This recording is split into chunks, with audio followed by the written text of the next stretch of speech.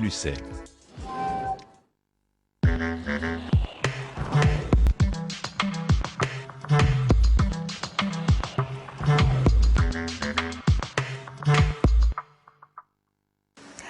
Merci de nous retrouver sur Public Sénat, à suivre cet après-midi sur notre antenne la discussion d'une proposition de loi qui vise à pénaliser la négation du génocide arménien. Ce texte a été voté en 2006 par les députés à l'Assemblée nationale. Il est depuis en suspens. Ce matin, dans une tribune publiée par le journal Libération, Charles Aznavour a demandé aux sénateurs de voter cette loi pour réparer cette injustice.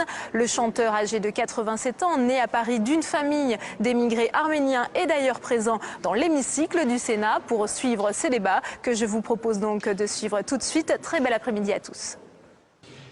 L'ordre du jour appelle la discussion de la proposition de loi tendant à réprimer la contestation de l'existence du génocide arménien, présentée par M. Serge Lagauche et plusieurs de ses collègues. Dans la discussion générale, la parole est à M. Serge Lagauche, auteur de la proposition de loi.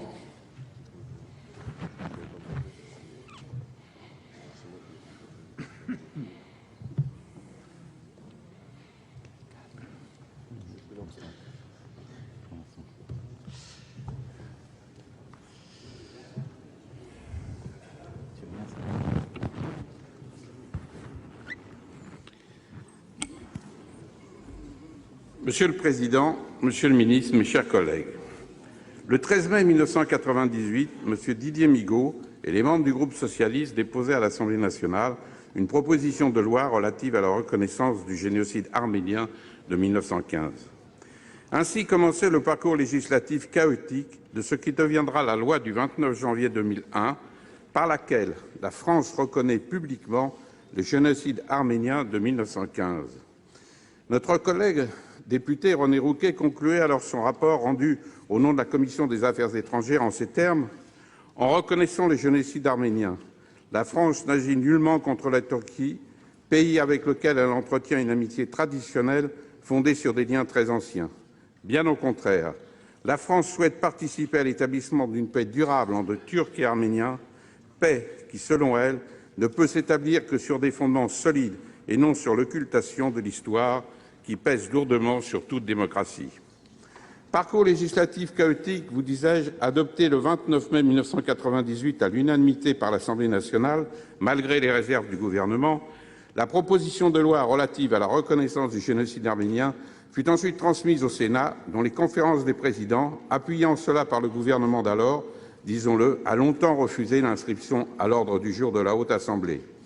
Il fallut attendre la séance du 7 novembre 2000 pour que, sous l'impulsion décisive du président Jean-Claude Gaudin et de notre collègue Bernard Piras, une proposition de loi relative à la reconnaissance du génocide arménien, strictement identique à celle adoptée 3 ans plus tôt par l'Assemblée nationale et cosignée par des sénateurs issus de tous les groupes politiques, dont vous, Monsieur le garde des Sceaux, fit l'objet, en application de l'article 30 du règlement du Sénat, d'une demande de discussion immédiate.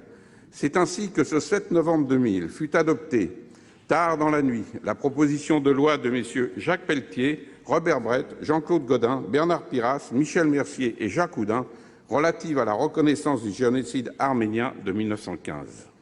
Le texte, adopté par le Sénat, identique, je le répète, à celui adopté par l'Assemblée nationale, mais enregistré dans une proposition de loi nouvelle, dut à nouveau être examiné par l'Assemblée nationale.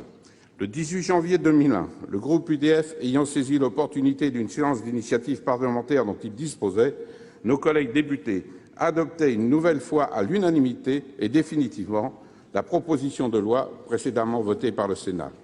Promulguée le 29 janvier 2001, la France reconnaissait enfin publiquement, par la loi, le génocide arménien de 1915.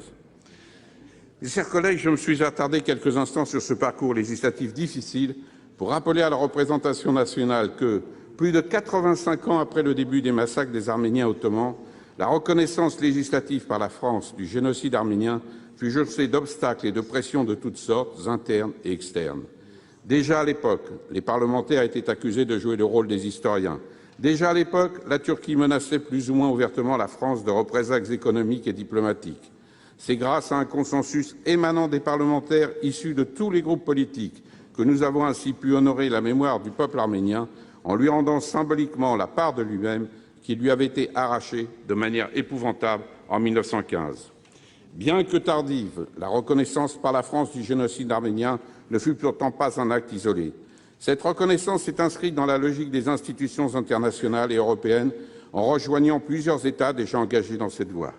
Le 29 août 1985, un rapport adopté par l'Organisation des Nations Unies classe le génocide arménien parmi d'autres génocides du XXe siècle.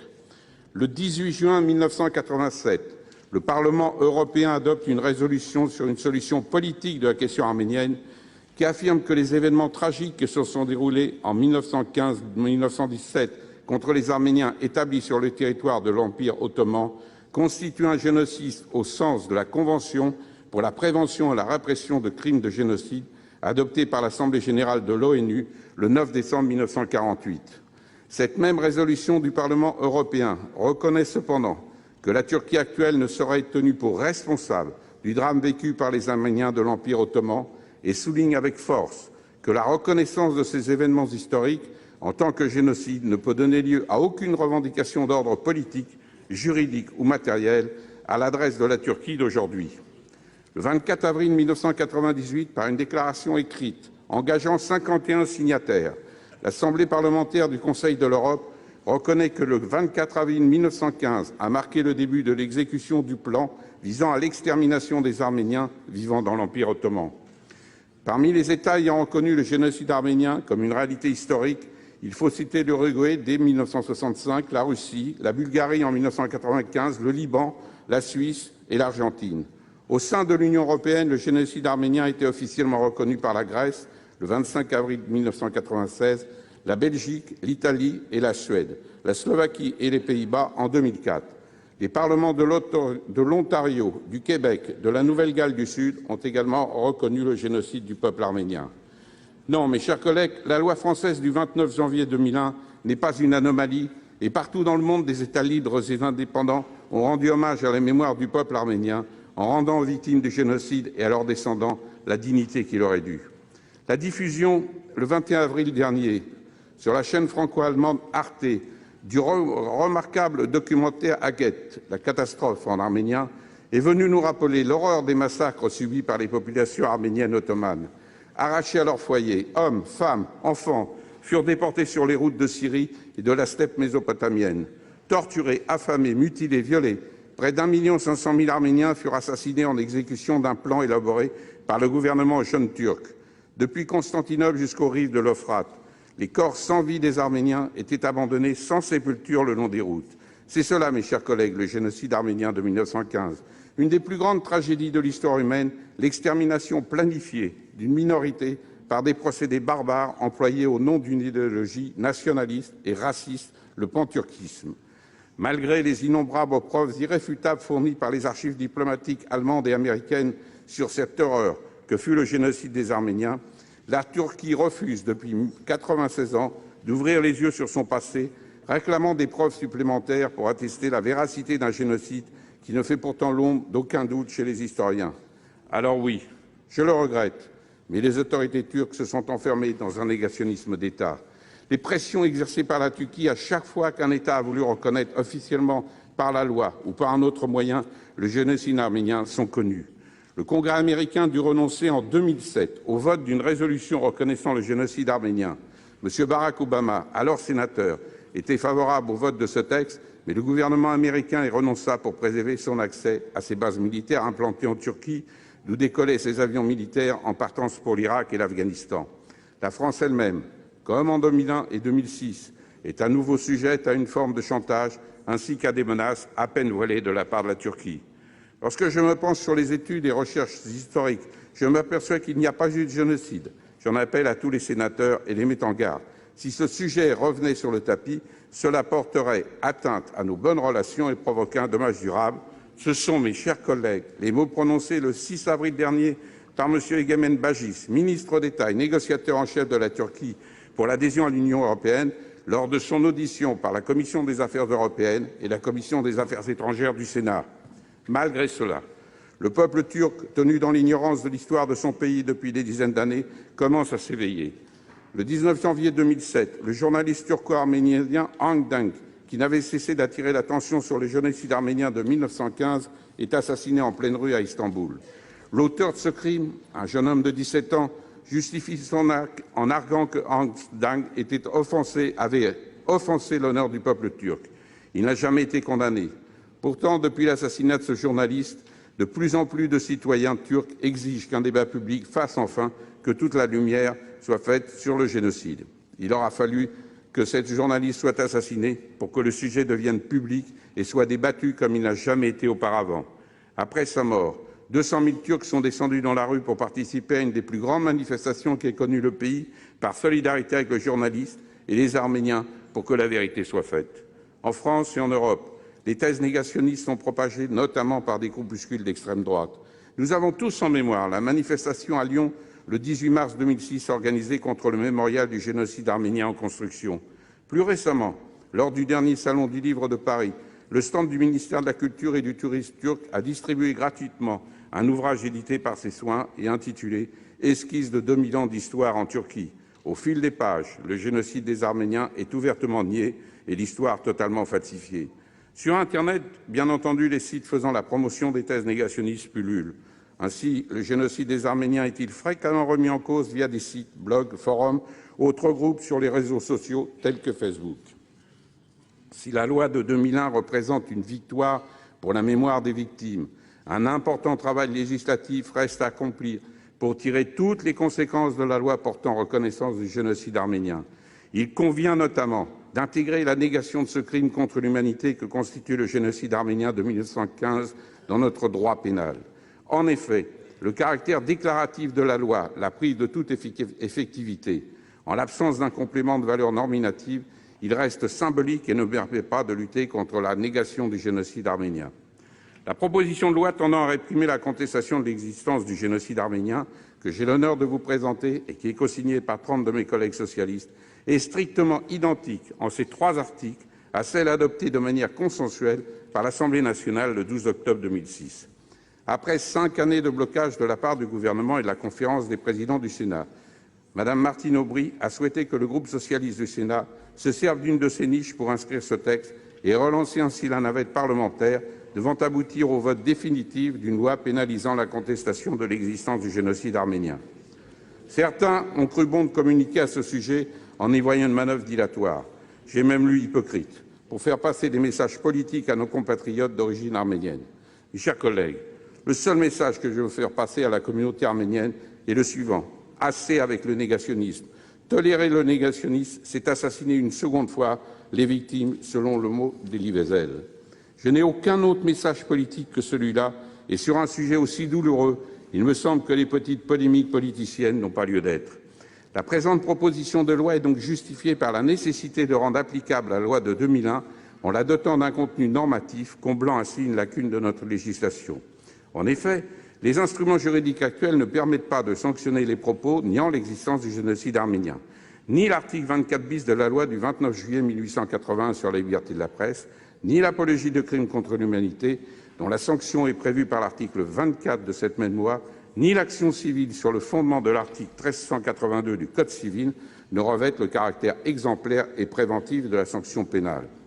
La pénalisation du génocide, de la négation du génocide arménien fait l'objet de l'article 1er de ce texte qui complète la loi du 29 janvier 2001 relative à la reconnaissance du génocide arménien de 1915 par un article punissant d'1 an d'emprisonnement et de 45 000 € d'amende ceux qui auront contesté l'existence du génocide arménien par des moyens énoncés à l'article 23 de la loi du 29 juillet 1881 sur la liberté de la presse.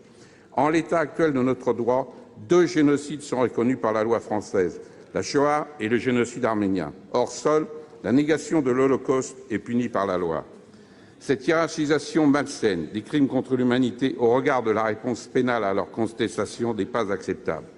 Nous vous proposons donc de sanctionner la contestation de l'existence du génocide arménien par un délit d'1 an de prison et de 45 000 € d'amende, soit les peines applicables à la négation de la Shoah.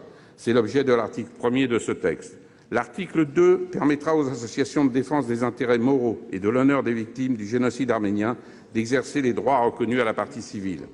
L'article 3 procédera à la correction d'un oubli de coordination dans l'article 24 bis de la loi de 1881 sur la liberté de la presse.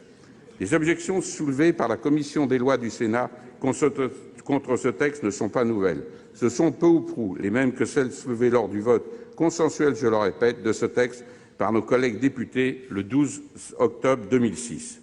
Ce texte serait de nature à compromettre les relations entre la Turquie et l'Arménie. Ces relations sont malheureusement réduites à leur simple expression. Les protocoles de Zurich signés entre la Turquie et l'Arménie en octobre 2009 n'ont pas été ratifiés et la frontière entre les deux pays reste fermée. La question du Haut-Karabakh, malgré les efforts de la France, de la Russie et des États-Unis au sein du groupe du Minsk, n'a toujours pas trouvé d'issue diplomatique satisfaisante et a malheureusement été instrumentalisée aux dépens du rapprochement arméno-turc. Principale critique avancée contre cette proposition de loi, elle constituerait une intervention contestable du législateur dans le champ de la recherche scientifique et historique. Il me semble au contraire, mes chers collègues, que le Parlement est parfaitement légitime dans son intervention lorsqu'il entend défendre les valeurs de la République, au premier rang desquelles figure la dignité humaine. J'ajoute que le vote de la loi de 2001 a d'ores et déjà été tranché, le débat sur l'histoire et la mémoire pour ce qui est du génocide arménien. Le présent texte ne fait que tirer les conséquences logiques de la loi reconnaissant le génocide arménien. La loi de 2001 déclarait l'existence officielle du génocide arménien. Cette proposition de loi sanctionne pénalement la contestation de ce crime contre l'humanité. Il ressort du rapport rendu par le président Hyest, au nom de la commission des lois, que ce texte serait entaché de plusieurs motifs d'inconstitutionnalité. L'absence de reconnaissance du génocide arménien par une juridiction internationale interdirait de prévoir une sanction mettant en jeu la liberté d'expression. Mais le génocide a eu lieu il y a près d'un siècle, alors que ni la justice internationale, ni la notion même de génocide n'existaient. J'ajoute qu'en vertu des principes du règlement des différends qui prévalent au plan international, l'Arménie ne peut soumettre la reconnaissance du génocide à la Cour internationale de justice sans le consentement de la Turquie à cette procédure. Monsieur le Président Hyest, le rapport que vous avez rendu au nom de la Commission des lois s'interroge sur le périmètre exact de la notion de contestation de l'existence du génocide arménien de 1915 retenue par ce texte. Je crois, Monsieur Hyest, que lorsque ce texte entrera en vigueur, les juges n'auront aucun mal à comprendre cette notion et l'ignominie qu'elle vise à sanctionner. Nous parlons de la contestation d'un génocide unanimement reconnu par des centaines de témoignages d'archives concordants et qui ne souffre aucun équivoque. Les juges sauront très bien s'en accommoder, rassurez-vous. Cette proposition de loi serait par ailleurs attentatoire au principe de liberté d'opinion et d'expression. Serge Karlfeck, dans un appel publié le 20 décembre 2006, s'interrogeait. L'historien serait-il le seul citoyen à être au-dessus de la loi? Jouirait-il d'un titre qui l'autorise à transgresser avec désinvolture les règles communes de notre société? Là n'est pas l'esprit de la République ou, comme je l'appelle, l'article 11 de la Déclaration des droits de l'homme, tout citoyen peut parler, écrire, imprimer librement, sauf à répondre de l'abus de cette liberté dans les cas déterminés par la loi. Il me semble, Monsieur Hyest, que la Déclaration des droits de l'homme et du citoyen fait partie intégrante du bloc de constitutionnalité. Votre rapport, Monsieur le Président, avec tout le respect que je vous dois, est sur ce point léger dans son argumentation. Les restrictions à la liberté d'opinion ne seraient valables constitutionnellement que si elles sont proportionnées. Très bien. Tout d'abord, le négationnisme n'est pas une opinion, c'est un délit qui porte atteinte gravement à la dignité et à l'identité des victimes et de leurs descendants. Ensuite, vous relevez qu'aucun discours de nature comparable à l'antisémitisme ne paraît viser aujourd'hui en France nos compatriotes d'origine arménienne. Permettez-moi de dénoncer la confusion. La loi Guessio ne sanctionne pas uniquement l'antisémitisme, elle incrimine la négation de la Shoah, c'est tout de même différent. Cette proposition de loi vise précisément à rayer de notre droit de telles comparaisons malsaines entre les victimes du négationnisme. Vraiment, Monsieur le Président, vous en expliquerez tout à l'heure, mais l'exception d'irrecevabilité que vous avez déposée me semble bien plus guidée par la volonté de faire échouer le vote de ce texte que par de réels motifs d'inconstitutionnalité.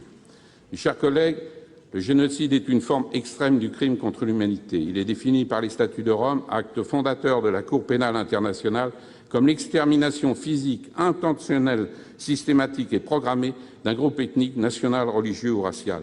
La reconnaissance du génocide arménien de 1915 est devenue une loi de la République le 29 janvier 2001. Pouvons-nous accepter qu'il soit impunément nié sur notre territoire? Samedi 30 avril dernier, une délégation du Conseil de coordination des organisations amérindiennes de France a été reçue par M. le Président de la République, M. Sarkozy, a garanti qu'il ne s'opposerait pas au vote de cette proposition de loi, qu'il laisserait le Sénat libre de déterminer son vote et qu'il maintenait sa position sur la nécessité de combattre le négationnisme du génocide des Arméniens en France. Nous prenons acte de cette avancée. En rejetant l'exception d'irrecevabilité déposée par M. Hyest au nom de la commission des lois et en adoptant cette proposition de loi, le Sénat s'honorera au nom des valeurs humanistes, démocratiques et républicaines qui sont les nôtres. C'est le fondement même d'une démocratie que d'établir des règles et de faire en sorte que la liberté de l'un n'entrave pas celle de l'autre. La pénalisation de la négation de la Shoah n'a jamais entravé le travail des historiens. Nous ne pouvons plus longtemps nous montrer complices d'une censure en acceptant l'histoire officielle d'une nation qui n'a pas encore fait son travail de mémoire.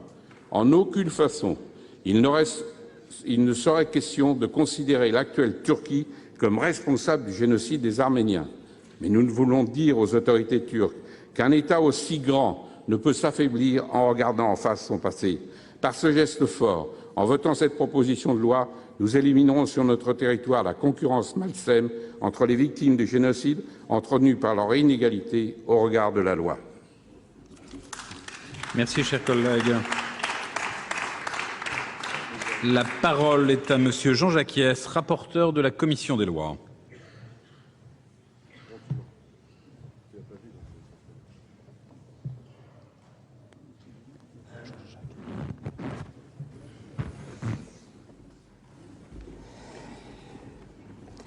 Monsieur le Président, Monsieur le garde des Sceaux, mes chers collègues, certainement, cette discussion n'est pas facile. Et d'ailleurs, notre collègue La Gauche a cru pouvoir me citer personnellement. Je ne rapporte qu'au nom de la Commission des lois, je le rappelle. Et j'ajoute que parfois, il est plus facile de répondre à la passion qu'à un raisonnement juridique. Je le comprends parfaitement. Et ce débat est tellement porteur d'émotions que la discussion sereine de dispositions juridiques n'est pas facile, et d'ailleurs a été immédiatement contestée. Certains ont même dit que les fondements juridiques, notamment dans certaines presses, la Commission avait été légère.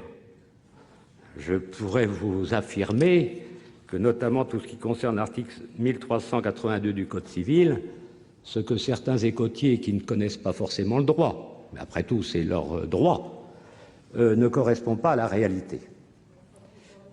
Mais nous sommes invités à examiner la proposition de loi tendant à réprimer la contestation de l'existence du génocide arménien de notre collègue Serge Lagauche et de 30 de ses collègues socialistes. Je rappelle que la France a officiellement et publiquement reconnu le génocide arménien de 1915 par la loi du 29 janvier 2001. Certains autres pays, et nombreux, ont aussi reconnu l'existence du génocide arménien, mais bien entendu, leur constitution permettait de le faire par voie de résolution, ce qui n'était pas possible en 2001 dans notre pays, puisque les résolutions étaient interdites. Je le rappelle quand même, parce qu'on peut toujours refaire l'histoire, mais beaucoup de pays, et notamment le Parlement européen, c'est une résolution. Je le rappelle. Le texte dont nous discutons aujourd'hui propose d'accomplir une étape supplémentaire en punissant d'1 an d'emprisonnement et de 45 000 € d'amende des personnes qui contesteraient publiquement l'existence du génocide arménien de 1915, et sur le modèle de l'article 9 de la loi dite Guesso du 13 juillet 1990, qui sanctionne pénalement la contestation de l'existence de la Shoah. Comme vous le savez, sans doute, apparemment tout le monde le sait, la Commission des lois a estimé que ce texte soulevait de réelles difficultés sur le plan constitutionnel. Elle a par conséquent décidé de proposer au Sénat de lui opposer l'irrecevabilité. Que les choses soient très claires. Il n'est pas question pour la Commission, comme je l'ai lu, de nier de quelque manière que ce soit l'existence du génocide arménien. D'ailleurs, la loi du 29 janvier 2001 l'a reconnu solennellement. Toutefois, la Commission des lois a estimé que le recours à la voie pénale souleverait de réelles difficultés juridiques et un risque de censure assez certain. J'y reviendrai dans un instant. Avant cela, je souhaiterais rappeler brièvement les éléments du débat. Le génocide arménien est une réalité historique aujourd'hui largement reconnue. Dans le contexte de la Première Guerre mondiale et de l'affrontement russo-turc dans le Caucase, les dirigeants de l'Empire ottoman ont décidé, à partir d'avril 1915, de déporter l'ensemble de la population arménienne d'Anatolie et de Cilicie vers les déserts de Syrie et d'Irak. Au total, environ les 2/3 de la population arménienne de l'Empire ottoman aurait péri dans ces circonstances. Entre 800 000 et 1 250 000 personnes, selon les évaluations faites par les historiens. Ces massacres sont souvent d'ailleurs présentés comme le premier génocide du XXe siècle. Toutefois, il convient de rappeler que ce n'est qu'à l'issue de la Seconde Guerre mondiale que les notions de crime contre l'humanité et de génocide sont officiellement reconnues comme des concepts juridiques. Le crime contre l'humanité est ainsi défini pour la première fois par le statut du tribunal militaire international de Nuremberg. La notion de génocide, qui a été évoquée par notre collègue tout à l'heure, a fait, quant à elle, l'objet d'une reconnaissance officielle avec l'adoption en décembre 1948 de la Convention pour la prévention et la répression du crime de génocide. J'attire votre attention sur le fait que, pour l'essentiel, les éléments matériels constituant le crime de génocide ou les autres crimes contre l'humanité correspondent à des infractions réprimées par ailleurs par le droit pénal, assassinat, torture, violence, etc. Ces crimes prennent la qualification de génocide ou de crime contre l'humanité en présence d'un élément moral spécifique. L'exécution d'une entreprise criminelle de grande envergure, guidée par des motifs idéologiques et caractérisée par l'existence d'un plan concerté tendant à la destruction totale ou partielle d'un groupe national, ethnique, racial ou religieux, ou d'un groupe déterminé à partir de tout autre critère arbitraire. En l'état actuel de la recherche historique et scientifique, la qualification de génocide peut être appliquée rétroactivement aux massacres commis contre les populations arméniennes de 1915. La simultanéité dans les meurtres, le caractère identique des méthodes employées, l'inutilité, entre guillemets, sur un plan stratégique de nombreuses déportations, plaident pour une planification visant à homogénéiser la population arménienne d'Anatolie plutôt qu'à éliminer une cinquième colonne, comme il le disait. Néanmoins, aucune organisation internationale, ni aucune juridiction internationale ou française ne se sont jamais prononcées sur les responsabilités et la qualification des massacres ainsi perpétrés. C'est là l'une des sources des difficultés sur lesquelles je reviendrai dans un instant. Suivant l'exemple donné par une quinzaine de parlements européens, par le Parlement étranger, par le Parlement européen et par l'Assemblée parlementaire du Conseil d'Europe, entre autres, je le rappelle, la France a officiellement reconnu l'existence du génocide arménien par la loi du 29 janvier 2001. Un mot sur la question de la contestation de l'existence du génocide arménien devant les tribunaux français.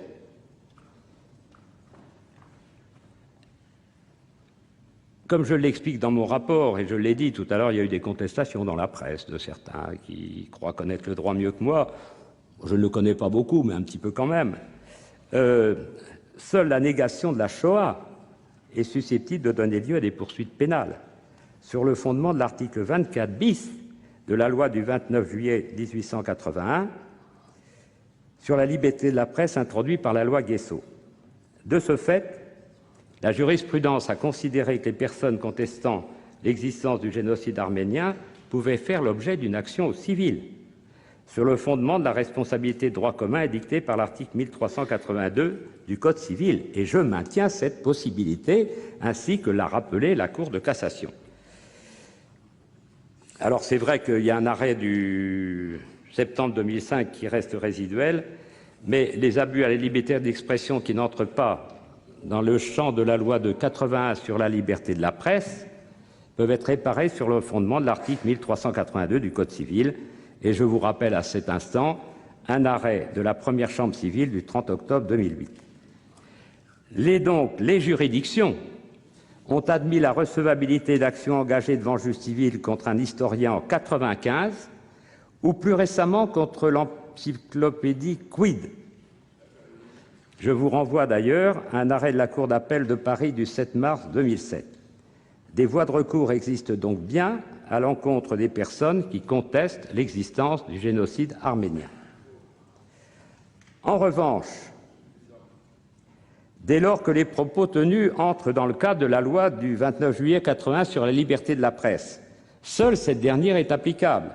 C'est notamment le cas en matière de provocation à la haine raciale ou d'apologie de crimes contre l'humanité, qui inclut l'apologie du génocide arménien. Là aussi, les voies de recours existent. J'en viens maintenant aux 3 difficultés majeures que nous paraît soulever cette proposition de loi. Tout d'abord, on ne peut le nier.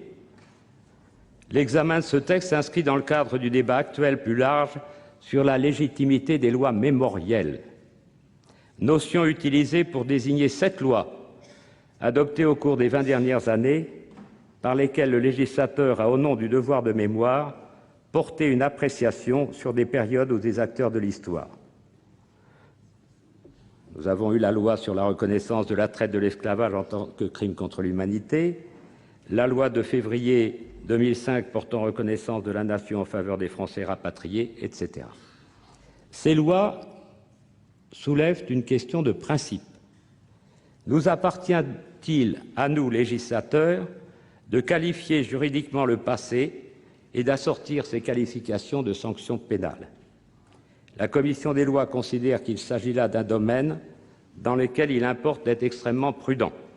D'ailleurs, s'agissant des massacres commis en 1915, un important travail de recherche historique reste à accomplir sur la compréhension des causes du génocide, la détermination des auteurs ou encore le rôle joué par d'autres minorités dans la perpétuation de ces derniers, par exemple.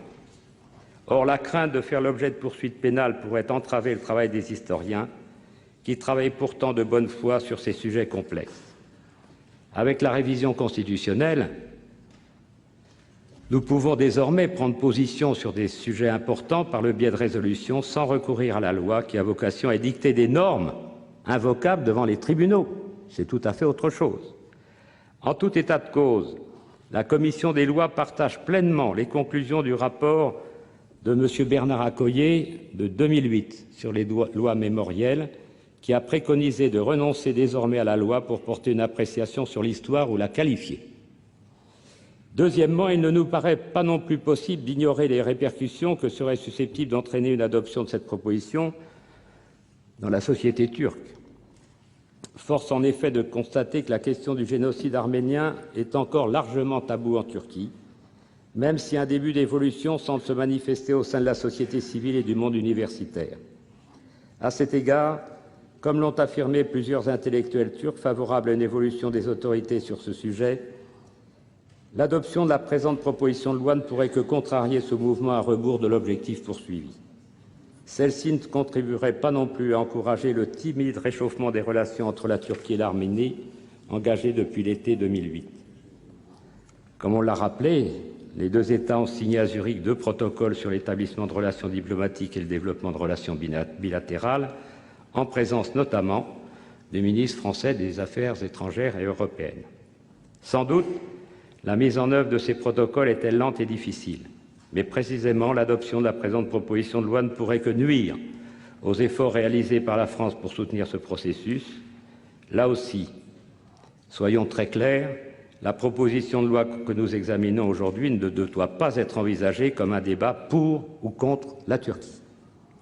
La véritable question est la suivante: appartient-il au juge pénal français de s'immiscer dans une question qui regarde avant tout les Turcs et les Arméniens?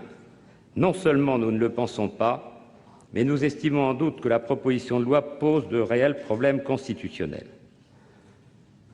J'en viens en effet au cœur du dispositif de la proposition de loi et aux raisons juridiques qui ont conduit la commission des lois à proposer au Sénat de lui opposer une motion d'irrecevabilité.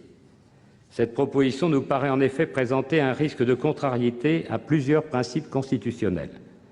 Risque de contrariété au principe de la légalité des délits et des peines, d'une part, risque d'atteinte excessive au droit à la liberté d'expression et d'opinion, d'autre part. Je développerai dans l'exception plus largement ces 2 arguments. Pour l'instant, je souhaiterais juste attirer l'attention sur le fait que la proposition de loi diffère très sensiblement de la loi Guessot sur la pénalisation de la contestation de la Shoah. Cette dernière a en effet fait l'objet de conventions internationales et de décisions de justice revêtues de l'autorité de la chose jugée. Rien de tel, hélas peut-être, s'agissant du génocide arménien. Mettons-nous à la place d'un tribunal correctionnel qui serait saisi d'écrits ne niant pas frontalement l'existence du génocide arménien, mais le minimisant, affirmant qu'à tel ou tel endroit il n'y a pas eu lieu, que telle ou telle personne n'y a pas participé. Sur quelle base solide s'appuiera-t-il pour décider si les écrits en question entrent ou non dans le champ de l'infraction pénale que veut créer la proposition de loi? Il y a là une difficulté majeure sur laquelle le Conseil constitutionnel ne manquerait pas de se pencher. J'attire par ailleurs votre attention sur le fait que le droit européen admet les infractions pénales tendant à limiter la liberté d'expression dès lors que celle-ci se rattache à un objectif actuel de lutte contre la haine raciale et contre les discriminations. En l'espèce, on ne peut pas dire qu'il y ait aujourd'hui, en France, à l'encontre de nos compatriotes d'origine arménienne, un discours de rejet et de haine comparable à l'antisémitisme de la fin des années 80. Dans ces conditions, la création d'une infraction pénale serait très certainement considérée par le juge constitutionnel et par la Cour européenne des droits de l'homme comme portant une atteinte excessive à la liberté d'opinion et d'expression. C'est pour ces deux raisons principales que la Commission a décidé, à l'unanimité, d'opposer une motion d'irrecevabilité de la proposition de loi. J'espère, mais c'est peut-être impossible, avoir dissipé les malentendus qu'a pu susciter chez certains la position adoptée par la Commission des lois. En aucun cas, il ne s'agit de minimiser l'importance des massacres commis en 1915, ni de prendre position en faveur de la Turquie au détriment de l'Arménie. Nous considérons simplement que l'intervention du juge pénal dans le jugement de l'histoire soulève des problèmes de droit qui ne manqueraient pas d'être invoqués devant le Conseil constitutionnel, et c'est les raisons pour lesquelles la Commission des lois vous propose d'opposer à la présente proposition. La Commission des lois vous propose d'opposer à la présente proposition de loi l'exception d'irrecevabilité dans les conditions prévues par l'article 44 de notre règlement. Je vous remercie. Merci, monsieur le rapporteur. La parole est à monsieur Michel Mercier, garde des Sceaux, ministre de la Justice et des Libertés.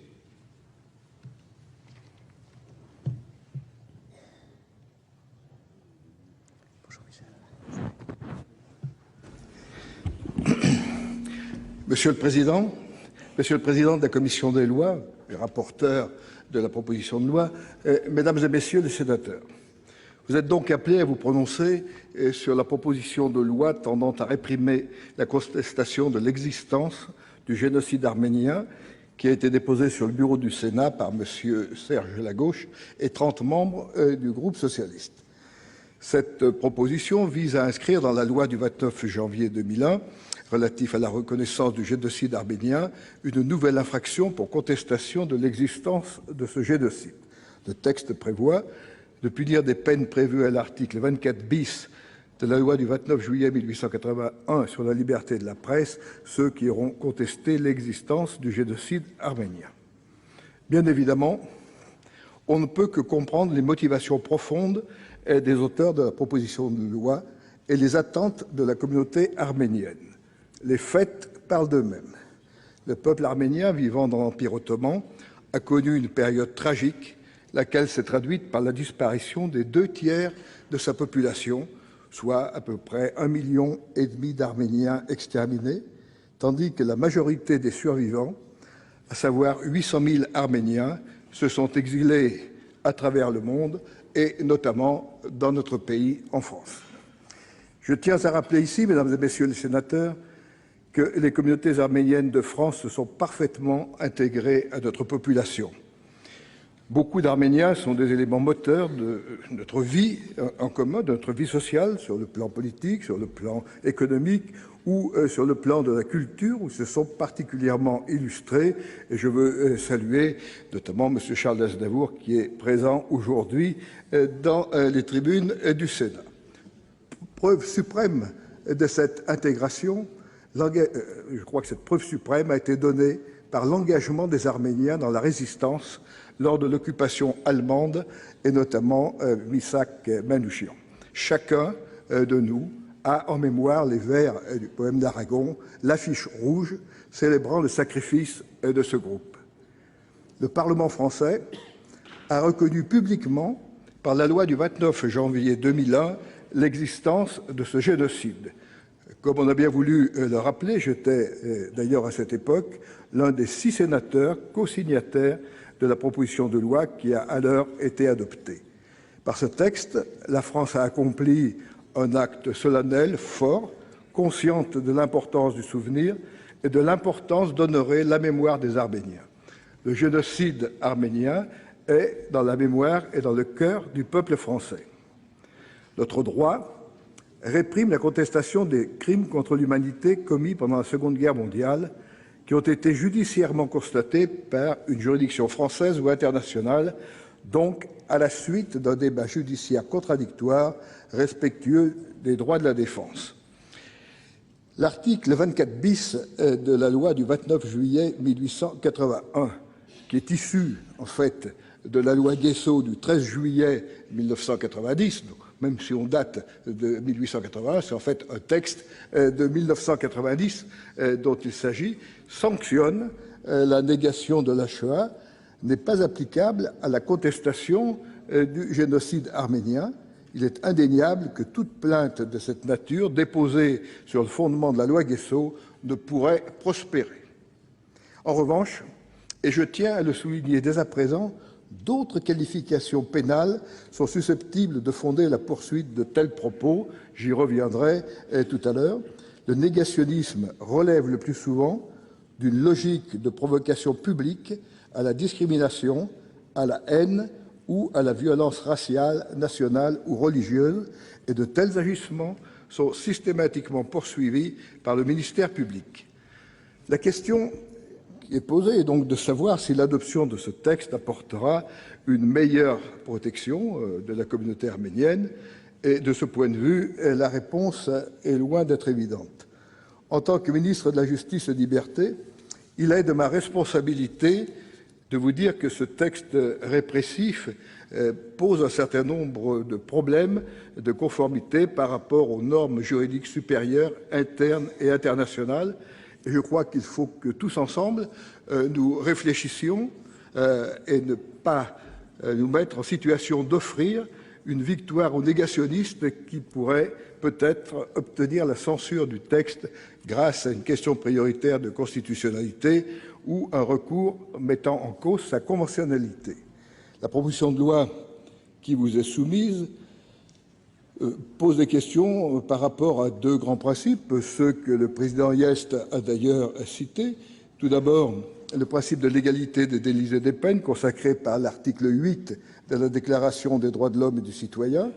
Ce principe emporte obligation pour le législateur de définir les incriminations en termes suffisamment clairs et précis pour exclure l'arbitraire. C'est ce qu'a rappelé le Conseil constitutionnel dans sa décision du 20 janvier 1981. La présente proposition de loi ne repose sur aucune définition précise des faits constitutifs du génocide qui serait inscrit dans une convention internationale ou établi par une décision définitive rendue par une juridiction internationale. Adosser la sanction pénale à la reconnaissance par la loi du 29 janvier 2001 du génocide ne me paraît pas être suffisant, comme M. Lagauche l'a d'ailleurs souligné dans son intervention. Cette loi a une vertu qui est incontestable. Elle dit, et pour le gouvernement de la République, cela a un sens clair, que le génocide arménien est une réalité. Mais, comme l'a souligné le doyen Georges Vedel, sa portée normative semble incertaine. Et je veux souligner à cet égard que par un arrêt du 7 mai 2010, la Cour de cassation a refusé de transmettre une question prioritaire de constitutionnalité portant sur l'article 24 bis de la loi du 29 juillet 1881 au motif qui est défini de façon claire et précise l'infraction de contestation de l'existence d'un ou plusieurs crimes contre l'humanité établis dans des textes internationaux. A contrario, la QPC aurait été transmise, et c'est ce qui peut peut-être arriver à ce texte. Elle ne pourrait très vraisemblablement pas tenir le même raisonnement, donc si elle était soumise, si une QPC était soumise à la Cour de cassation sur ce texte, il peut exister le risque d'une censure constitutionnelle. En second lieu, la liberté d'expression est protégée, comme cela a été rappelé, par les articles 11 et 10 de la Déclaration des droits de l'homme et du citoyen. M. Lagauche et M. Hyest l'ont rappelé dans leurs interventions, et dans l'article 10 de la Convention européenne des droits de l'homme et de sauvegarde des libertés fondamentales. Je veux rappeler, parce que c'est un peu d'actualité, que la Cour européenne des droits de l'homme n'admet des restrictions à la liberté d'expression qu'à des conditions extrêmement précises, dûment motivées et proportionnées à l'objectif recherché, telle la discrimination ou le trouble à l'ordre public. C'est ce qu'a rappelé la Cour de Strasbourg dans une décision Garaudy du 24 juin 2003, relative à la contestation des crimes contre l'humanité commis pendant la Seconde Guerre mondiale. La Cour vérifie qu'il existe un rapport raisonnable de proportionnalité entre les restrictions imposées à la liberté d'expression et l'objectif légitime poursuivi. De plus, elle protège tout particulièrement le principe de la liberté d'expression dans le cadre des débats sur des faits historiques et politiques. La spécificité de la loi Guessot tient au fait qu'elle réprime des propos qui contestent des faits historiques revêtus de la chose jugée, c'est-à-dire les crimes contre l'humanité condamnés par le tribunal de Nuremberg et la Convention de Londres de 1945. C'est là un point qui est particulièrement important en droit, et mon devoir était de le souligner devant le Sénat au moment même où le Sénat va être saisi, comme l'Assemblée nationale,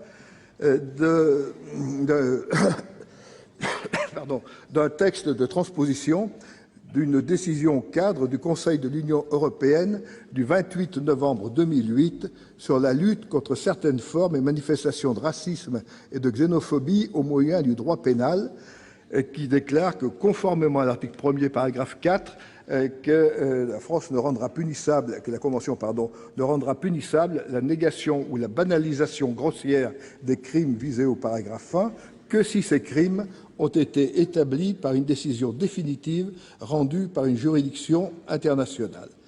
Cette transposition se fera dans quelques jours dans notre droit interne, et il y a là, à l'évidence, un problème par rapport au texte qui est soumis au Sénat. Il est bien évident que renoncer à ces garanties juridiques fondamentales dans le cadre de la proposition de loi qui vous est soumise aujourd'hui reviendrait probablement à adopter un texte fragile.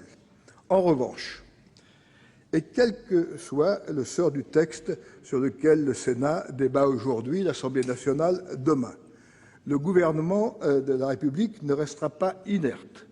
Comme je l'ai dit dès le début de mon intervention, pour ce gouvernement, pour la France, le génocide arménien est un fait, c'est une donnée établie. Aussi, à la demande du président de la République et après la rencontre que Nicolas Sarkozy a eue samedi dernier, comme M. Lagauche l'a rappelé, avec les responsables de la communauté arménienne, que j'ai moi-même reçus au tout début de cette semaine, 2 actions vont être lancées par le gouvernement à son niveau. Tout d'abord, dès la fin de cette semaine, une circulaire sera adressée à tous les procureurs généraux qui aura pour objectif d'organiser la répression des infractions dont sont susceptibles d'être victimes les membres de la communauté arménienne résidant en France du fait même de leur origine arménienne. Et nous rappellerons l'ensemble des dispositions pénales qui sont de nature à être mises en œuvre, que j'ai évoquées au début de mon intervention, et qui auront pour objectif précis de faire en sorte que les membres de la communauté arménienne puissent avoir justice sur leur sur le fait qu'ils sont arméniens et que le peuple arménien a subi un génocide. Par ailleurs, j'ai proposé aux responsables de la communauté arménienne de constituer une collaboration technique régulière entre les juristes de la communauté arménienne et ceux de la chancellerie, comme nous le faisons d'ailleurs avec les représentants du CRIF, où très régulièrement nous nous réunissons et nous étudions toutes les affaires qui peuvent être l'objet de négation du génocide ou de menées raciales, racistes, qui visent les membres de la communauté arménienne. Et comme je l'ai dit aux représentants de cette communauté, il est évident que nous pouvons travailler ensemble, nous pouvons avancer et que nous le ferons quel que soit le sort réservé au texte sur lequel vous êtes appelés à débattre. Enfin, je veux confirmer que, de toute façon, sur la base du droit commun, de l'article 1382 du Code civil, des actions peuvent être menées. Et là aussi, nous travaillerons avec les juristes de la communauté arménienne pour que justice soit rendue. Un arrêt de la Cour de cassation, première chambre civile, du 30 octobre 2008, a rappelé ce principe. Et j'ai bien l'intention de veiller à ce que cette jurisprudence soit correctement appliquée. Je sais parfaitement qu'au-delà des simples questions de droit, qui sont fondamentales, mais qui apparaissent toujours comme étant trop rationnelles, il y a naturellement la dimension émotionnelle qui a toute sa place dans ce que nous dit de ses souffrances la communauté arménienne. C'est parce que le gouvernement est particulièrement conscient de cet état de souffrance vrai que connaît la communauté arménienne que nous voulons répondre tout de suite par des mesures simples, concrètes et immédiatement applicables et efficaces. Après, il appartient naturellement au Parlement de prendre ses responsabilités s'il souhaite et s'il veut aller vers l'adoption d'un texte qui pose les problèmes que j'ai évoqués. C'est l'affaire du Parlement. Au nom du gouvernement, comme le président de la République l'a indiqué, nous nous en remettons à la sagesse de la Haute Assemblée. Merci, monsieur le garde des Sceaux. Dans la suite de la discussion générale, la parole est à madame Nathalie Goulet pour le groupe de l'Union centriste pour 8 minutes.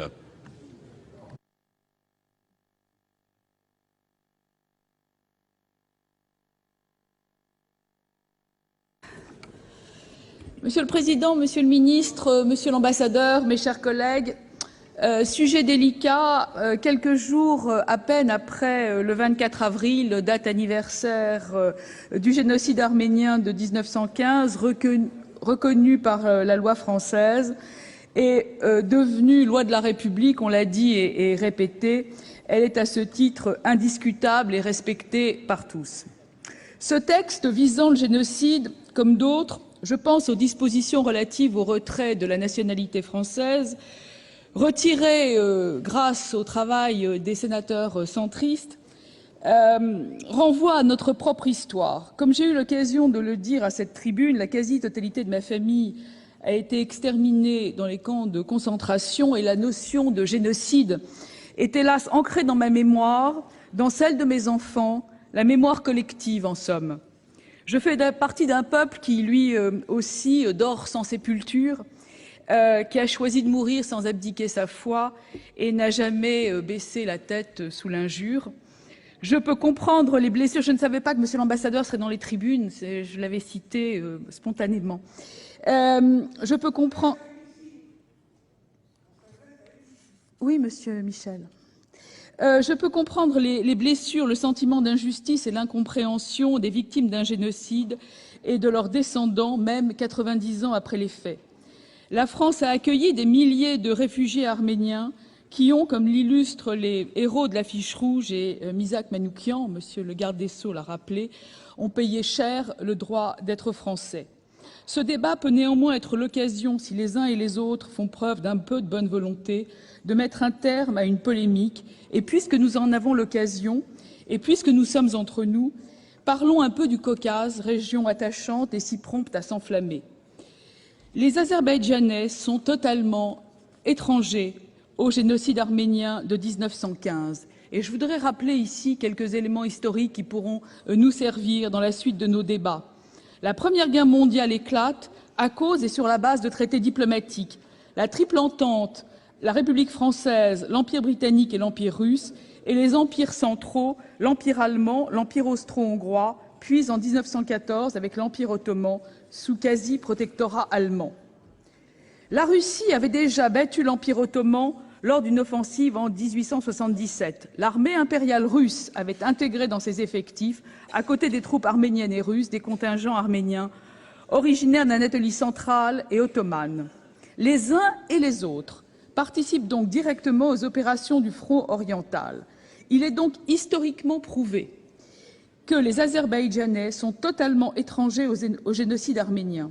Et si un litige territorial existe aujourd'hui, il est donc pour le moins spécieux d'utiliser cet argument pour que l'Arménie se maintienne dans des territoires reconnus internationalement comme appartenant à l'Azerbaïdjan. La soif de reconnaissance d'événements tragiques ne doit pas masquer les failles de la diplomatie arménienne actuelle. Comme la Shoah ne doit pas et ne peut pas excuser les exactions à Gaza, le passé douloureux du peuple arménien ne l'autorise pas à occuper par la force des territoires qui ne sont pas les siens. Le différend sur son rattachement date du début de l'Union soviétique. Mais en février 1992, plusieurs centaines de civils azerbaïdjanais sont tués lors de la prise de Khojaly, où se trouve l'aéroport de la capitale. 1992, pas 1915. Les victimes de Khojaly, hommes, femmes, enfants innocents, sont tombés, eux aussi, et nul n'éleva la voix. Au fur et à mesure de l'avancée des forces arméniennes, jusqu'au cessez-le-feu de mai 1994, la situation se gèle. 20 000 victimes, 1 million de réfugiés et de déplacés. La France a une position très claire. Elle n'a jamais accepté l'occupation des territoires azerbaïdjanais ni reconnu l'indépendance du Haut-Karabakh. J'arrive. Continuez, chers collègues, continuez. La France soutient la souveraineté et l'intégrité territoriale de l'Azerbaïdjan et travaille à la paix entre l'Azerbaïdjan et l'Arménie, et nous y venons, c'est un sujet d'actualité.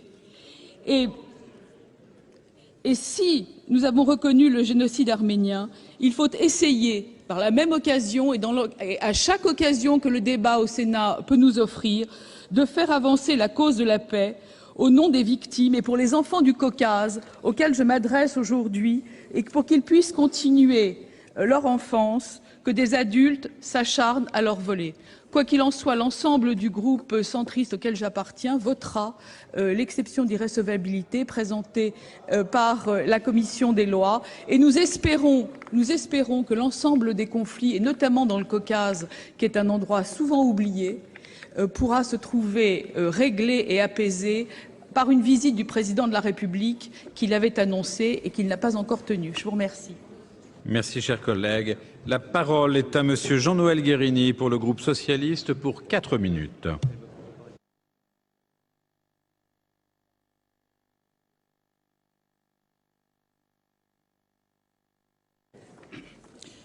Monsieur le Président, Monsieur le Ministre, Monsieur le Président de la Commission des lois, Monsieur le rapporteur, mes chers collègues, la reconnaissance du génocide arménien et la pénalisation de sa contestation sont des combats du groupe socialiste et apparentés au Sénat. C'est un combat que nous avons mené et que nous prolongeons depuis plus de 20 ans. De Mitterrand à Chirac, y compris un certain nombre de parlementaires de gauche, de droite, ont dit leur volonté de voir reconnue une tragédie que certains, aujourd'hui encore, cherchent à nier. C'est il y a 10 ans, le 29 janvier 2001, que Jacques Chirac, alors président de la République, a promulgué une loi pour laquelle la République reconnaît officiellement le génocide arménien. Je ne reviendrai pas ici sur cette funeste date du 24 avril 1915 qui a vu l'élite arménienne de Constantinople massacrée par les agents d'un régime aveugle, massacre qui a conduit à l'extermination de plus d'1 million de personnes. Il s'agissait là, Monsieur le Ministre, mes chers collègues, du premier génocide du XXe siècle, et vous l'avez rappelé. Des historiens et spécialistes de l'Holocauste, dont Elie Wiesel et Yehuda Bauer, ont fait connaître publiquement leur position à l'orée de ce siècle pour que soit déclarée, je cite, « incontestable la réalité du génocide arménien et inciter les démocraties occidentales à le reconnaître officiellement ». En reconnaissant l'existence de ce génocide, la République française a donc symboliquement rendu au peuple arménien la part que certains ont cherché à effacer, à détruire il y a plus de 80 ans. L'Assemblée nationale a voté le 12 octobre 2006 la pénalisation de la négation du génocide arménien. Aujourd'hui, je veux insister sur la nécessité qu'il y avait alors à légiférer. 1663 jours après, la niche parlementaire socialiste permettant de poursuivre le travail législatif des députés met entre les mains des sénateurs une véritable responsabilité. Devant vous, mes chers collègues, et face à une tribune publique dans laquelle je reconnais nombre de visages, conscient de la gravité de cette discussion, je veux, en citant Stefan Zweig, redire que presque toujours la responsabilité confère à l'homme de la grandeur. Oui, notre Assemblée est face à ses responsabilités. Aujourd'hui, le débat sur la légitimité du Parlement à légiférer ou pas est dépassé. Il relève du passé. Aujourd'hui, nous avons un devoir de cohérence en reconnaissant les moyens de sanctionner la négation du génocide. Un parlementaire ne peut accepter que l'on puisse contrevenir impunément à une loi de la République. Je me permets d'insister sur la valeur d'exemplarité et le caractère préventif de la sanction pénale qui ne peut, je vous le concède, mes chers collègues, être une fin en soi. L'heure n'est pas au débat technique ou juridique, mais bien au pragmatisme. Permettez-moi tout de même de préciser qu'une loi admettant une sanction pénale ne limiterait pas, Monsieur le Ministre, la liberté d'expression. La liberté d'expression est encadrée, vous l'avez rappelé, depuis l'existence de la loi du 29 juillet 1881 relative à la liberté de la presse. Je ne suis pas juriste, mais je n'ignore pas qu'une loi ne doit pas être contraire à une convention internationale liant la France, mais il est logique qu'à l'absence d'une telle convention, le peuple souverain, par l'intermédiaire de ses représentants, peut voter toute loi qu'il considère juste. Quant à la question de la constitutionnalité, ce débat me laisse un goût amer et le bon sens aurait voulu que cette question soit soulevée en 2001. Est-il réellement utile et surtout est-il réellement judicieux de revenir 10 ans plus tard sur cet aspect du dossier? L'argument est-il réellement à la hauteur des responsabilités qui sont les nôtres face à l'attente de nos concitoyens d'origine arménienne et face à la réalité sordide du négationnisme? Et j'insiste, Monsieur le Président, et ça sera ma conclusion, vous le rappelez, sur le fait que le négationnisme n'est pas un mode d'expression comme les autres. Son objectif premier est de falsifier l'histoire pour nier une réalité historique et effacer toute trace de génocide de la mémoire collective. Alors, je conclus mon propos en réaffirmant, mes chers collègues, que garantir à chacun le respect auquel il a droit en tant qu'être humain est un instrument efficace pour combattre le communautarisme. Enfin, je pense que la société turque semble plus courageuse que bon nombre d'entre nous, puisqu'elle est capable d'organiser des manifestations pour le 24 avril, obligeant ainsi son gouvernement à infléchir sa position et à reconnaître une déportation plutôt qu'un génocide. C'est un début. À nous, chers collègues, d'écrire la suite et d'écrire nos responsabilités à la hauteur d'hommes évoqués par Stefan Zweig. Merci, chers collègues. La parole est à Monsieur Guy Fischer pour le groupe CRC-SPG pour 7 minutes.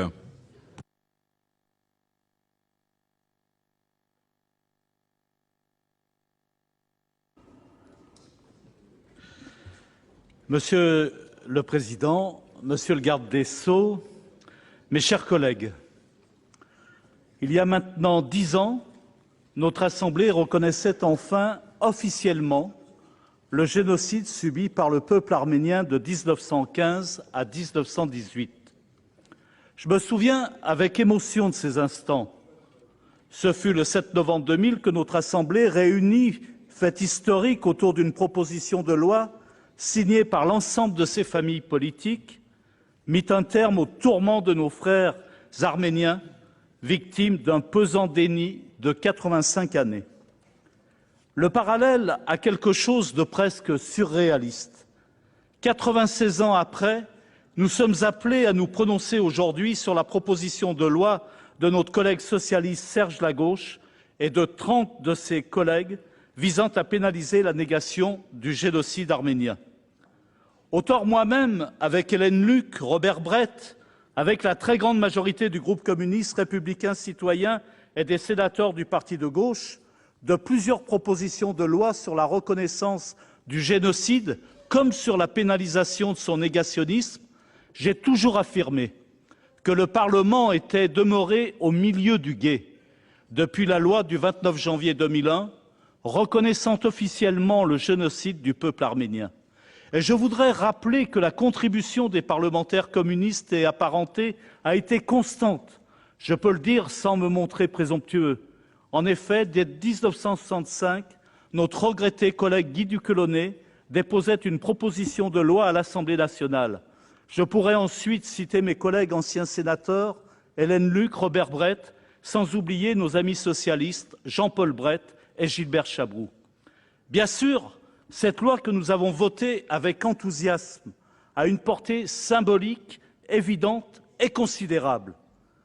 Mais elle n'a malheureusement aucune incidence juridique, aucune conséquence en matière de répression du négationnisme. C'est pourquoi nous devons apporter une réponse pénale à la négation de ce génocide, ce que fait la proposition de loi que nous allons examiner et, je l'espère, adopter. Dans ce même but, mon groupe et moi-même avions déposé une proposition de loi intitulée « Incrimination pénale de la contestation publique des crimes contre l'humanité » en 2005.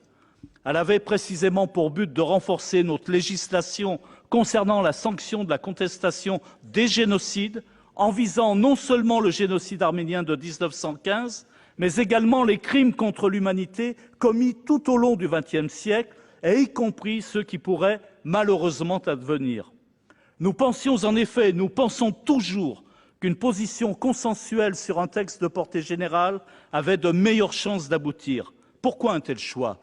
À l'époque, nous avions beaucoup travaillé, particulièrement à Marseille, avec de nombreuses organisations arméniennes, dans le cadre d'un groupe de travail associant juristes et parlementaires, afin de définir précisément les écueils que nous retrouvons aujourd'hui à éviter pour obtenir une unanimité au Parlement. Nous avions défini 3 écueils. Ne pas appréhender la question de la négation du génocide sous le seul angle de la loi Guessot, lequel, reconnaissons-le, est réducteur puisque relatif à la seule presse. Envisager un texte de portée universelle en vue d'obtenir un avis favorable du Conseil constitutionnel. Enfin, stratégiquement, ne pas prêter flanc à la pression de la Turquie que nous estimions devoir ne pas considérer comme étant globalement négationniste. Cette proposition de loi, je l'avais d'ailleurs redéposée en mai 2010 pour tenter de débloquer la situation d'impasse dans laquelle nous nous trouvions. L'essentiel ayant toujours été de contribuer ensemble au vote d'une loi qui condamne le négationnisme du génocide arménien, j'ai accueilli avec plaisir l'inscription à l'ordre du jour de notre Assemblée de la proposition de loi de mon collègue Serge Lagauche et de plusieurs de ses collègues. Afin de renforcer leur position, j'ai pour ma part déposé une nouvelle proposition de loi, exactement dans les mêmes termes que la leur, tout en reconnaissant que notre proposition de loi de 2005 était sans doute plus susceptible de faire l'unanimité, en évitant notamment l'écueil d'être qualifiée de loi mémorielle. Au point où nous en sommes aujourd'hui, dans le respect du travail de recherche des historiens et de la loi du 29 juillet 1881 sur la liberté de la presse, je pense que la représentation nationale a non seulement le droit, mais aussi le devoir de considérer que le négationnisme n'est pas un mode d'expression comme les autres. Son objectif est en effet de falsifier l'histoire pour effacer de la mémoire collective toute trace des génocides. Aussi, nous pouvons légitimement compléter la portée de la reconnaissance officielle du génocide arménien en autorisant à son propos l'invocation du délit de négationnisme. Oui, la négation du génocide arménien doit être sanctionnée par les mêmes peines que celles qui prévalent pour la négation de la Shoah.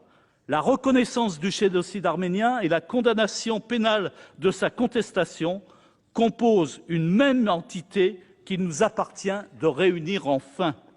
Une telle loi, si elle était adoptée, serait un progrès immense pour la cause arménienne à laquelle je suis pour ma part indéfectiblement attaché, car elle a le mérite d'envoyer un signal clair à tous les communautaristes qui cherchent à manipuler des femmes et des hommes sur la base d'idéologies racistes et négationnistes.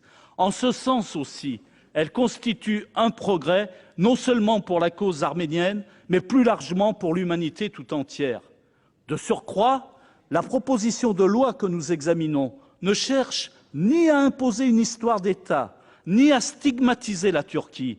Au contraire, elle entend contribuer à la réconciliation entre les deux communautés en rendant justice aux victimes du génocide arménien. De ce fait, nous nous prononçons en faveur d'un devoir de vérité et non de revanche. Seule cette préoccupation doit nous guider aujourd'hui. Si la liberté d'expression doit être préservée, nous ne pouvons plus tolérer que sur le sol de France, des groupuscules extrémistes, comme à Lyon en avril 2005, profanent par des graffitis et des slogans négationnistes le mémorial dédié au génocide des Arméniens de 1915 et à tous les génocides. Sans doute que cette proposition de loi aurait pu être perfectible, mieux légitimée par un travail en intergroupe. Mais ce serait aujourd'hui bien pusillanime de nous critiquer les uns les autres. L'important est qu'elle existe et qu'elle emporte l'assentiment de la plus grande majorité possible de nos collègues, de toute sensibilité politique, capables de dépasser leurs différences, et je les exhorte à le faire tout à l'heure. Je pense sincèrement qu'elle est de nature à faire régresser le climat de haine et de tension communautaire, les thèses et les propos niant une réalité historiquement avérée, celle du génocide subi par les Arméniens au début du XXe siècle.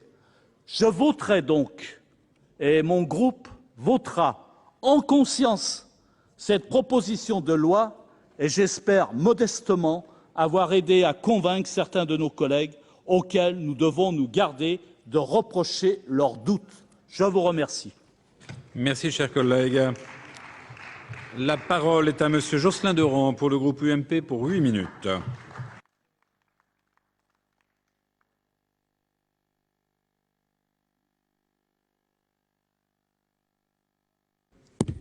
Monsieur le Président, Monsieur le Ministre, mes chers collègues, je ne m'embarrasserai ni de préliminaires ni de précautions oratoires pour m'exprimer sur le texte soumis à notre approbation. La proposition de loi que nous discutons est inopportune et inacceptable. Elle est en outre irrecevable parce qu'inconstitutionnelle. Notre collègue rapporteur, le président Jean-Jacques Hyest, l'a démontré avec autorité et clarté, sans qu'il soit besoin de rien ajouter à son propos. Je m'attacherai à décrire le caractère inopportun de la proposition de loi en analysant ses conséquences politiques, puis son caractère inacceptable, en m'efforçant de mettre en lumière les graves dérives auxquelles elle conduit.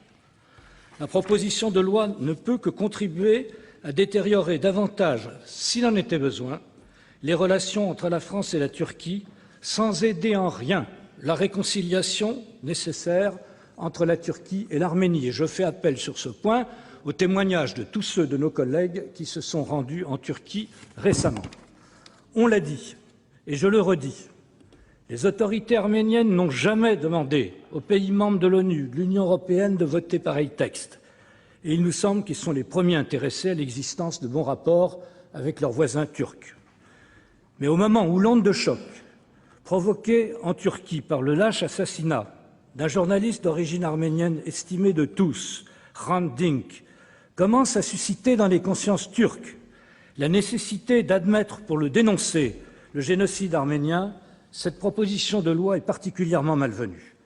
Elle contrarie les efforts des historiens, journalistes ou associations citoyennes turques qui souhaitent œuvrer en faveur de la réconciliation avec les Arméniens et ont commencé à cet effet un travail de vérité. Elle constitue un encouragement pour les extrémistes nationalistes qui se refusent à envisager par principe la moindre responsabilité dans les massacres dont ils nient la réalité.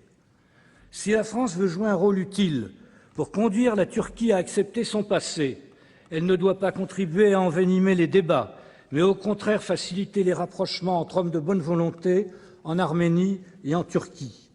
À cet égard, le déplacement à Erivan du président Abdullah Gül est une démarche qui va dans ce sens. Nous la saluons et nous demandons qu'elle soit suivie de nouveaux gestes qui témoignent de la volonté turque d'entrer dans la voie de la coopération et de la paix véritable avec l'Arménie.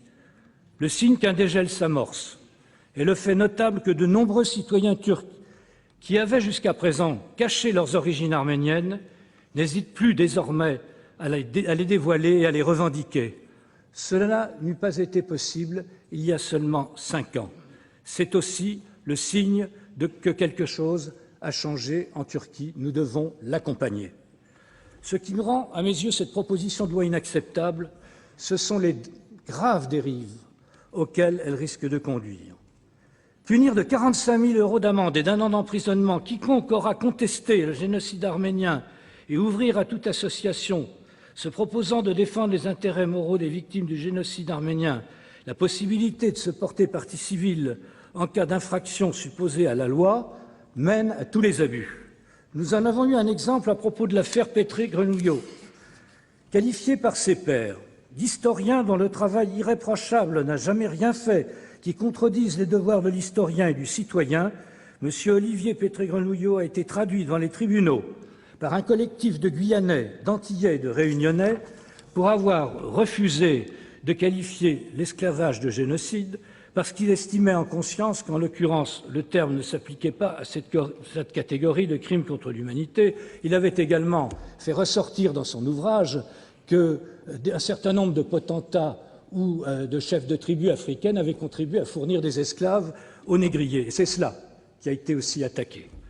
Avec la loi qu'on nous propose, il en sera de même pour quiconque émettra le moindre doute sur les intentions de tel ou tel homme politique turc en 1917 de procéder à l'élimination systématique des Arméniens ou sur l'étendue et la portée des massacres dans telle ou telle partie du territoire turc. Toute interrogation ou critique sur ce point pourrait devenir délictuelle. Désormais, il appartiendra au juge de dire l'histoire. Quiconque l'interpréterait dans un sens contraire à la vérité établie sera sanctionné. Eh bien, pas plus que les législateurs, le juge n'a capacité à s'attribuer l'histoire. Des juges n'ont pas plus que les législateurs capacité effectivement à établir cette histoire, mais quel historien, dans ces conditions, se hasarderait-il à traiter d'un sujet qu'il exposerait aux foudres des associations de défense des victimes? Faudra-t-il que les chercheurs publient à l'étranger les résultats de leurs travaux pour être sûrs de ne pas être dénoncés, ou faudra-t-il qu'ils s'exilent pour les poursuivre? Comme le disait René Raymond, c'est un trait des régimes totalitaires que de s'arroger le droit de tordre l'histoire à leur avantage et d'exercer un contrôle sur ceux dont c'est le métier d'établir la vérité en histoire. Est-ce la voie sur laquelle veulent nous engager les auteurs de la proposition de loi? Pierre Nora, quant à lui, estime qu'à travers la remise en cause de la recherche historique, c'est plus généralement la liberté de penser et de communiquer de tous les citoyens qui est en question. Je n'hésite pas à le dire et à le proclamer. Cette proposition de loi est liberticide, inquisitoriale et obscurantiste. Elle heurte la communauté des historiens unanimes à en condamner l'esprit comme la lettre, car elle est une grave entrave à leur tâche. Je me tourne enfin vers mes compatriotes d'origine arménienne et je leur dis: le génocide arménien, qui est l'un des pires crimes commis contre l'humanité, est un fait reconnu de tous. Nous l'avons transcrit dans la loi. Nous partageons votre souci de ne pas voir s'effacer la mémoire de ce forfait. Nous éprouvons de la compassion face à la douleur de vos pères dont vous portez encore les stigmates. Mais si désireux que vous soyez de témoigner de votre histoire, vous ne pouvez pas exiger que la défense de vos intérêts moraux soit assurée aux dépens des droits fondamentaux garantis par notre Constitution, que sont la liberté de parole et la liberté d'expression. C'est parce que la France est une terre de liberté que tant des vôtres ont voulu s'y établir. C'est pour notre liberté que sont morts des hommes comme Missak Manouchian et ses compagnons. N'écoutez pas ceux qui veulent dévoyer votre cause en l'entraînant sur la voie du communautarisme et de l'extrémisme. Elle est trop juste pour que vous la laissiez altérer. Merci, cher collègue. La parole est à Monsieur Charles Gauthier pour le groupe socialiste pour 4 minutes.